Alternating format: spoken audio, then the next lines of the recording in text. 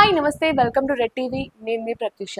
రానియరావు ఈవిడ గురించి ప్రత్యేకంగా పరిచయం అక్కర్లేదేమో. గత కొంత నెలల క్రితం అంటే మార్చి 3వ తేదీన ఈవిడ్ని దుబాయ్ నుంచి బెంగళూరుకి వస్తున్న ఎయిర్పోర్ట్లో ఆ సమయంలోనే డిఆర్ఐ అధికారులు ఈవిడ్ని బంగారం స్మగ్లింగ్ కేసులో ఆధీనం చేసుకోవడం జరిగింది. అంటే ఇప్పుడు ప్రస్తుతం అయితే అరెస్ట్ చేయడం జరిగింది.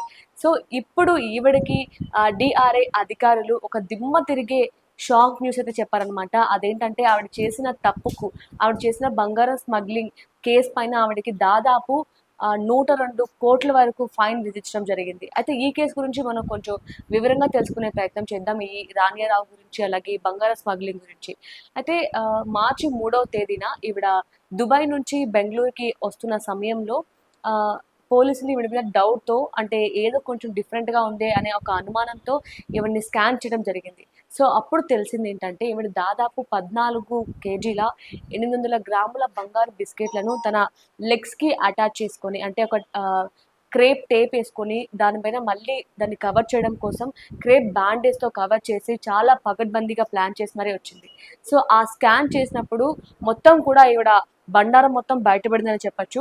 సో దాంతో పోలీసులు ఈవిడ్ని అదుపులోకి తీసుకోవడం జరిగింది. సో అలాగే ఇంత మొత్తంలో బంగారం దొరకడంతో ఈవిడ పైన ఇంకా అనుమానాలతో ఆవిడ బెంగళూరులో ఉన్న తన ఇంటిని మొత్తం కూడా పోలీసులు వెతకడం జరిగింది. సో అయితే దీనికి గల కారణం ఏంటంటే గత కొంతకాలంగా, అంటే మార్చి 3 తేదీ కంటే ముందే చాలాసార్లు, దాదాపు ఒక 12 సార్లు వరకు కూడా ఆవిడ దుబాయ్ నుంచి బెంగళూరుకి వస్తుండటం గమనించారు పోలీసులు. సో చాలాసార్లు ఇన్నిసార్లు ఎందుకు వెళ్ళింది, ఎంత హీరోయిన్ అయితే మాత్రం అన్నిసార్లు వెళ్ళడం అనేది కొంచెం క్వశ్చన్ మార్క్గా మారి, డౌట్ఫుల్గా మారి ఇప్పుడు దీనికి దారితీస్తుంది అనమాట. సో ఫైనల్గా అయితే ఆమె దగ్గర 14 కేజీల 800 గ్రాముల బంగారు బిస్కెట్లు అయితే స్వాధీనం చేసుకోవడం జరిగింది. అయితే ప్రస్తుతం ఇప్పుడు ఆవిడకి DRI, director of revenue investigation సిబ్బంది అయితే ఆవిడకి దాదాపు 102 కోట్ల వరకు అయితే జరిమానా విధించడం జరిగింది. అయితే ఈవిడది ప్రాపర్ వచ్చేసి చిక్మంగళూరులో ఉండేదన్నమాట. అసలు పేరు వచ్చేసి హర్షవర్ధిని యజ్ఞేష్. అయితే వీళ్ళ ఫాదర్ వచ్చేసి కర్ణాటక క్యాడర్కి చెందిన సీనియర్ ఐపీఎస్ ఆఫీసర్. సో ఈవిడ హీరోయిన్ అనమాట. మీకు తెలిసే ఉంటుంది, సందీప్ కిషన్తో ఒక సినిమా తీసింది. అలాగే కళ్యాణ్ రామ్ పటాస్ మూవీ కూడా రీమేక్ చేసింది అనమాట. కర్ణాటక హీరోయిన్ ఈవిడ. సో ఈవిడ ప్రాపర్ మొత్తం కూడా చిక్మంగళూరే.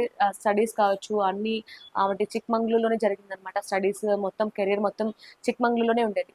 సో ఈవిడకి ఈ బంగారం స్మగ్లింగ్ కేసులో గత ఎంతో కాలంగా కూడా ఇందులో పాత్ర ఉందంటూ కూడా పోలీసులు తెలుసుకోవడం జరిగింది. సో అదే టైంలో ఆవిడని అరెస్ట్ చేశారు. అరెస్ట్ చేసి ఇప్పుడు ఆవిడతో పాటు ఇంకా ముగ్గురిని కూడా అరెస్ట్ చేయడం జరిగింది. వాళ్ళ పేర్లు ఏంటో కూడా మనం తెలుసుకునే ప్రయత్నం చేద్దాం.